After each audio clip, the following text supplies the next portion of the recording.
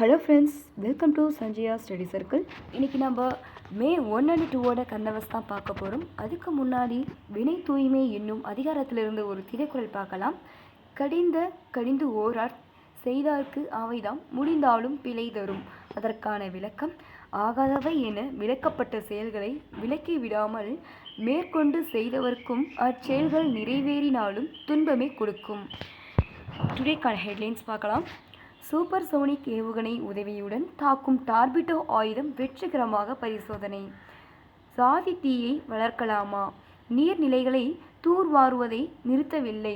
தாய்லாந்தில் தமிழர்கள் நினைவை போற்றும் நடுக்கல். ஃபர்ஸ்ட் ஹெட்லைன்: சூப்பர்சோனிக் ஏவுகணை உதவியுடன் தாக்கும் டார்பிடோ ஆயுதம் வெற்றிகரமாக பரிசோதனை.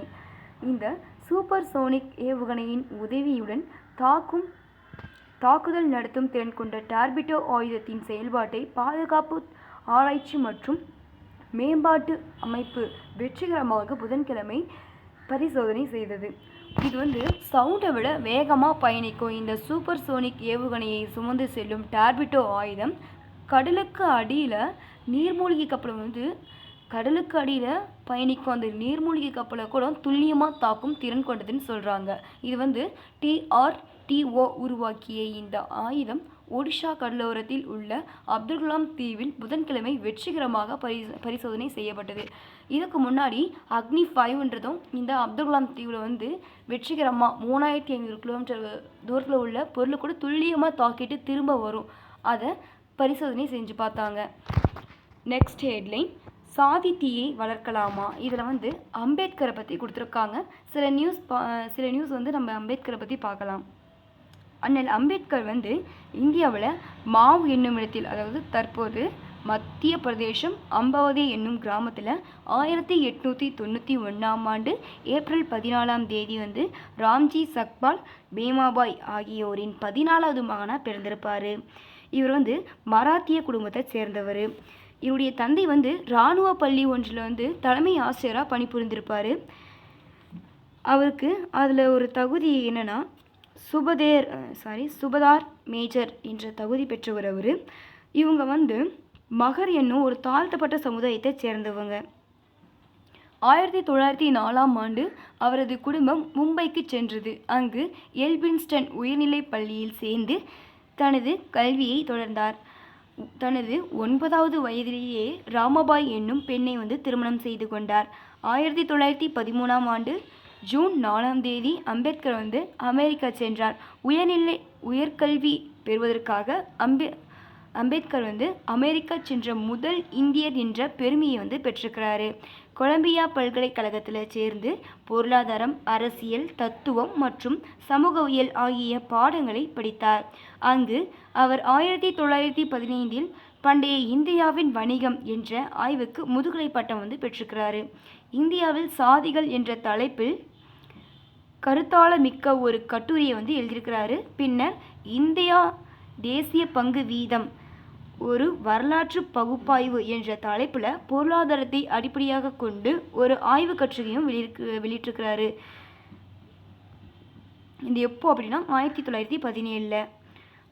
இந்த ஆய்வுக்கு பிறகு கொலம்பியா பல்கலைக்கழகம் அவருக்கு டாக்டர் பட்டம் வழங்கியுள்ளது. இக்கட்டுரை ஆங்கிலத்தில் இந்தியாவில் மாகாண நிதி வளர்ச்சி என்ற தலைப்பில் நூலாக வெளியிட்டிருக்கிறாரு. பிரிட்டிஷ் இந்தியாவில் அரசு நிதியை பரவலாக்குதல் என்ற ஆய்வுக்கு 1921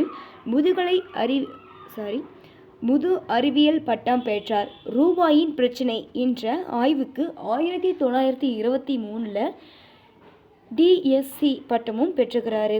1930 லண்டனில் நடைபெற்ற வட்டமேசை மாநாட்டில் கலந்து கொள்வதற்காக புறப்படுகையில், என் மக்களுக்கு என்ன நியாயமாக கிடைக்க வேண்டுமோ அதற்காக போராடுவேன், அதே சமுதாயத்தின் சுயராட்சிய கோரிக்கையை முழு மனதுடன் ஆதரிப்பேன் என்று கூறி சென்றான்னு சொல்லியிருக்காங்க. அதுக்கப்புறம் 2வது வட்டமேசை மாநாட்டுக்கு அப்புறம் வகுப்பு வாரி பிரதிநிதித்துவம் குறித்த பிரச்சினை முக்கியமாக விவாதிக்கப்பட்டது. தாழ்த்தப்பட்டோருக்கு தனி வாக்குரிமையும் விகிதாச்சார பிரதிநிதித்துவமும் வழங்கப்பட வேண்டும் என டாக்டர் அம்பேத்கர் வலியுறுத்தினார். இதன் விளைவாக பார்த்திங்கன்னா ஒரு தொகுதியில் பொது வேட்பாளரை தேர்ந்தெடுக்க ஒரு வாக்கும் அதே தொகுதியில் தாழ்த்தப்பட்ட சமூக வேட்பாளரை தேர்ந்தெடுக்க ஒரு வாக்கும் அளிக்கும் இரட்டை வாக்குரிமை தாழ்த்தப்பட்ட மக்களுக்கு வழங்கப்பட்டது. அப்போது தாழ்த்தப்பட்ட மக்களுக்கு தனி தொகுதிகள் ஒதுக்கப்படக்கூடாதுன்னு சொல்லிட்டு காந்திஜி உண்ணாவிரத போராட்டத்தை தொடங்கினார். இதன் விளைவாக பார்த்திங்கன்னா செப்டம்பர் 24, 1931 காந்திஜிக்கும் டாக்டர் அம்பேத்கருக்கும் இடையே பூனே ஒப்பந்தம் ஏற்பட்டிருக்கும். இதன்படி தாழ்த்தப்பட்டோருக்கு தனி வாக்குரிமை என்பதற்கு பதிலாக பொது வாக்கெடுப்பில் ஒரு தனி தொகுதி ஒதுக்கீட்டை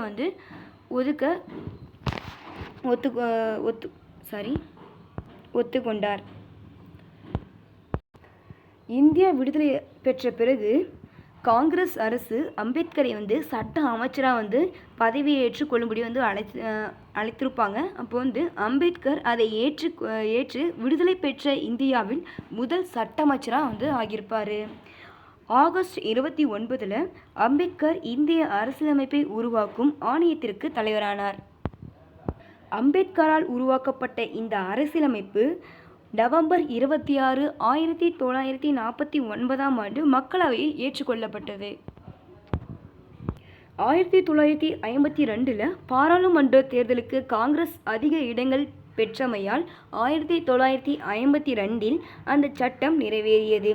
1931 மகாத்மா காந்தியை சந்தித்த பொழுது டாக்டர் அம்பேத்கர் முன்வந்த கருத்துக்களை கீழே கொடுக்கப்பட்டிருக்கிறது. என்ன அப்படின்னா, எனக்கு தாயகம் உண்டு என்று நீங்கள் கூறுகிறீர்கள், ஆனால் நான் மீண்டும் கூற விரும்புகிறேன், எனக்கு அது இல்லை.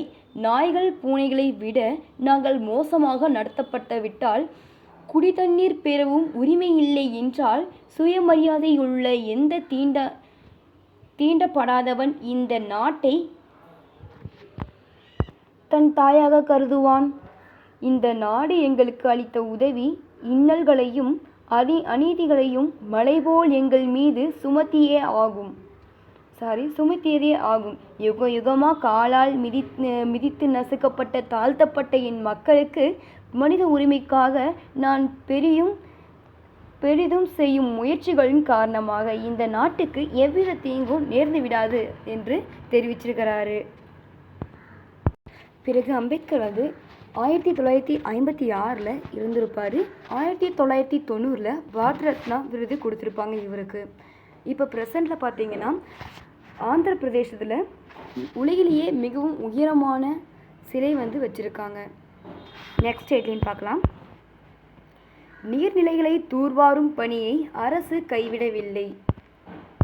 நீர்நிலைகளை தூர்வாரும் பணியை அரசு கைவிடவில்லை என வீட்டு வசதித்துறை அமைச்சர் முத்துசாமி தெரிவிச்சிருக்கிறாரு. மே தினத்தை ஒட்டி 3 நடமாடும் நீர்மோர் வழங்கும் வாகனங்களை அமைச்சர் முத்துசாமி புதன்கிழமை தொடங்கி வைத்திருக்கிறாரு. அப்போது அவர் சில நியூஸில் சொல்லியிருக்கிறாரு. அது என்ன அப்படின்னா, அரசு பீர் உற்பத்தியை அதிகரிக்க கூறவில்லை, ஆனால் கோடை காலம் என்பதால் பீர் வாங்குவோர் எண்ணிக்கை அதிகரித்துள்ளது. மற்ற மது வகைகளை விற்பனை குறைந்துள்ளது. நீர்நிலைகளை தூர்வாரும் பணியை அரசு கைவிடவில்லை, ஆனால் அதில் பல சிக்கல்கள் உள்ளன. பவானி சாகர் அணையில் வண்டல் மண் படிந்துள்ளது. ஈரோட்டில் பார்த்தீங்கன்னா அதிக வெப்பம் நிலவுது. அதுக்கான காரணம் என்ன அப்படின்னா, அதிகமாக மரம் வெட்டப்படுவதே காரணம்னு சொல்லியிருக்காங்க. இப்போது இந்த வண்டல் மண் நம்ம இந்தியாவில் இந்த வண்டல் மண் சதவீதம் பார்த்திங்கன்னா 22.16% இந்த வண்டல் மண் காணப்படுது. இது இந்த வண்டல் மண் எப்படி உருவாதுன்னு பார்த்தீங்கன்னா, ஆறு ஓடைகள் ஓடும்போது தேங்கி நிற்கும் மண் தான் இந்த வண்டல் மண். இதில் புதிய வண்டல் மண், பழைய வண்டல் மண் இருக்குது. புதிய வண்டல் மண்ணை காதர்னு சொல்லுவாங்க, பழைய வண்டல் மண்ணை பாங்கர்னு சொல்லுவாங்க. இது அதிகமாக அதிக சத்துக்களை நிறைந்ததுன்னு பார்த்தீங்கன்னா இந்த பாங்கர் தான். நெக்ஸ்ட் ஹெட்லைன் பார்க்கலாம். தாய்லாந்தில் தமிழர்கள் நினைவை போற்றும் நடுக்கல் திறப்பு. இது பார்த்தீங்கன்னா தாய்லாந்தில் அங்கு வாழ்ந்த தமிழர்களின் நினைவை போற்றும் வகையில் அமைக்கப்பட்ட நடுக்கல் திறந்து வைக்கப்பட்டது. இந்த நடுக்கல் எதுக்குன்னு பார்த்தீங்கன்னா, கடந்த 1939ஆம் ஆண்டு முதல் 1945ஆம் ஆண்டு வரை 2ஆம் உலகப் போர் நடைபெற்றது. அப்போ தாய்லாந்தை பர்மாவுடன் இணைக்கும் ரயில் பாதை கட்டுமான வேலை பணிகளில் 1.50 லட்சம் தமிழர்கள் ஈடுபடுத்தப்பட்டனர். அந்த பணியின் போது பார்த்தீங்கன்னா வேலை சுமை, அப்புறம் உணவு கிடைக்காதது, அப்புறம் பல நோய்கள் 70,000 தமிழர்கள் இறந்திருப்பாங்களாம். உயிரிழந்த தமிழர்களின் உடல்களை தாய்லாந்தில் காஞ்சனபுரியில் உள்ள தாவாவோர்ன் என்ற புத்தர் கோயில் வளாகத்தில் மொத்தமாக புதைக்கப்பட்டனர். இந்த இடம் தற்போது அடையாளம் காணப்பட்டுள்ளது. இந்த இடத்துல புதைக்கப்பட்டவர்கள் தமிழர்கள் என்பது அங்கு கண்டெடுக்கப்பட்ட எலும்புக்கூடுகள் DNA மூலம் உறுதி செய்யப்பட்டுள்ளது. எவ்வித அங்கீகாரமும் இல்லாமல் புதைக்கப்பட்ட தமிழர்களுக்கு மரியாதை செய்யும் வகையில் தமிழ் சமுதாய மரபுப்படி நடுக்கல் அமைக்க தாய்லாந்து நாட்டு தமிழ் சங்கம் முடிவெடுத்தது. நெக்ஸ்ட் பார்த்தீங்கன்னா பாக்ஸ் கண்டென்ட். காவிரி ஆற்றின் மீது பெரிய பாறைகள் அந்த காலத்துலலாம் எப்படி இந்த அணைகளை கட்டியிருப்பாங்க அப்படின்னு சொல்லி பார்த்தீங்கன்னா, ஃபஸ்ட்டு காவிரி ஆற்றில் பெரிய பாறைகளை கொண்டு போட்டிருப்பாங்க. அப்போது அந்த பாறைகள் நீர் அரிப்பினால் கொஞ்சம் கொஞ்சமாக மண்ணுக்குள்ளே சென்றிருக்கும். அப்பையும் அதை நிற்க முடியாது. அவற்றுக்கு மேல் வேறொரு பாறையை வைத்து நடுவே தண்ணீரில் கரையாத ஒருவித ஒட்டு களிமண்களை புதிய பாறைகளில் பூசி இரண்டையும் ஒட்டி கொள்ளும் விதமாக செஞ்சுருப்பாங்க. இதுவே கல்லணையை கட்ட பயன்படுத்தப்பட்ட தொழில்நுட்பம்னு சொல்லி கருதப்பட்டிருக்குது. இந்தியா நீர்ப்பாசனத்தில் தந்தை என அறியப்படும் சர் ஆர்தர் காட்டன் என்ற ஆங்கில பொறியியலாளர் கல்லணையை பல ஆண்டுகளம் ஆராய்ஞ்சிருக்கிறாரு. கல்லணை பல காலம் மணல் மேடாகி நீரோட்டம் தடைபட்டது. ஒருங்கிணைந்த தஞ்சை மாவட்டம் தொடர்ச்சியாக வெள்ளத்தாலும் வறட்சியாலும் வளமை குன்றியதாம். இந்த சூழலில் 1829 காவிரி பாசன பகுதிக்கு தனி பொறுப்பாளராக ஆங்கிலேய அரசால் சர் ஆர்தர் காட்டன் நியமிக்கப்பட்டிருக்கிறாரு. அவர்தான் பயனற்று இருந்த அந்த கல்லணையை சிறு சிறு பகுதிகளாக பிரித்து மணல்களை போக்கி அமைத்தாராம்.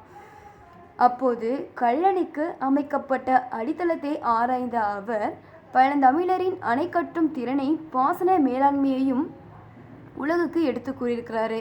கல்லணைக்கு கிராண்ட் அணைக்கட்டு அப்படின்னு சொல்லிட்டு பேர் வச்சிருக்கிறாரு. மேலும் பார்த்தீங்கன்னா கல்லணையின் கட்டுமான உத்தியை கொண்டுதான் 1873ஆம் ஆண்டு கோதாவரி ஆற்றின் குறுக்கே தௌலீஸ்வரம் அணையை கட்டியிருக்கிறாரு. தமிழ்நாட்டின் தென் மாவட்டங்களான தேனி, திண்டுக்கல், மதுரை, சிவகங்கை, ராமநாதபுரம் ஆகியவற்றின் விவசாயத்திற்கு குடிநீருக்கும் உதவும் முல்லை பெரியார் அணையை கட்டியவர் ஜான் பென்னிக்விக். ஆங்கிலேயர் ஆட்சியின் காலத்தில் வைகை வடிநில பரப்பில் மழை பொய்த்து பஞ்சம் ஏற்பட்டது. பல்லாயிரக்கணக்கான மக்கள் பாதிக்கப்பட்டனர். மேற்கு தொடர்ச்சி மலையில் பெய்யும் மழைநீர் பெரிய ஆற்றில் ஓடி வீணாகி கடலை கலக்கிறத அறிந்த இவர் அங்கு ஓர் அணையை கட்டணும்னு சொல்லிட்டு முடிவு பண்ணியிருப்பார். இந்த கட்டுமானத்தின் போது இடையில் கூடுதல் நிதி ஒதுக்க ஆங்கிலேய அரசு மறுத்த போது தனது சொத்துக்களை விற்று அணையை கட்டி முடிச்சிருப்பார். இவருக்கு நன்றி செலுத்தும் விதமாக தற்போது இப்போ வரைக்குமே பிறக்கும் குழந்தைகளுக்கு பென்னிக்விக் என்ற பெயரை சூட்டும் வழக்கம் இன்றும் உள்ளதுன்னு சொல்லியிருக்காங்க. நெக்ஸ்ட் தமிழகத்தில் நீர்நிலை பெயர்களும் விளக்கமும். அகழி அப்படின்னா என்ன அப்படின்னா, கோட்டையின் புறத்தே அகழ்ந்தமைக்கப்பட்ட நீர் அரண். அருவி, மலைமுகட்டு தேக்க நீர் குத்திட்டு குதிப்பது. ஆழி கிணறு, கடலுக்கு அருகே தோண்டி கட்டிய கிணறு. ஆறு, இரு கரைகளுக்கு இடையே ஓடும் நீர்ப்பரப்பு. இளஞ்சி, பல வகைக்கும் பண்படும் நீர்த்தேக்கம். உறைகிணறு, மணற்பாங்கான இடத்தில் தோண்டி சுடுமண் வளையமிட்ட கிணறு. ஊருணி, மக்கள் பருகுநீர் உள்ள நீர்நிலை. ஊற்று, அடியிலிருந்து நீர் ஊறுவது. ஏரி வேளாண்மை பாசன நீர்த்தேக்கம். கட்டுகிணறு சரளை நிலத்தில் தோண்டி கல் செங்கற்களால் அகச்சுவறு கட்டிய கிணறு. கடல் அலைகளை கொண்ட உப்புநீர் பெரும்பரப்பு. கம்மாய் பாண்டி மண்டலத்தில் ஏரிகளுக்கு வழங்கப்படும் பெயர். குண்டம் சிறிதாய் அமைந்த குளிக்கும் நீர்நிலை. குண்டு குளிப்பதற்கேற்ற சிறுகுளம். குளிலி ஊற்று அடிநிலத்து நீர் நிலமட்டத்திற்கு கொப்புளித்து வரும் ஊற்று. கூவல் உவர்மண் நிலத்தில் தோன்றப்படும் நீர்நிலை. கேணி அகலமும் ஆழமும் உள்ள பெருங்கிணறு. புனர்குளம் நீர்வரத்து மடையின்றி மழைநீரையே கொண்டுள்ள குளிக்கும் நீர்நிலை. பூட்டை கிணறு கவலை நீர்ப்பாய்ச்சும் அமைப்புள்ள கிணறு. டுடேக்கான கொஷின் பார்க்கலாம். முல்லை பெரியாறு அணையை கட்டியவர் யார்? செகண்ட் கொஷின், பாண்டிய மண்டலத்தில் ஏரிக்கு வழங்கப்படும் பெயர் என்ன? Thank you friends.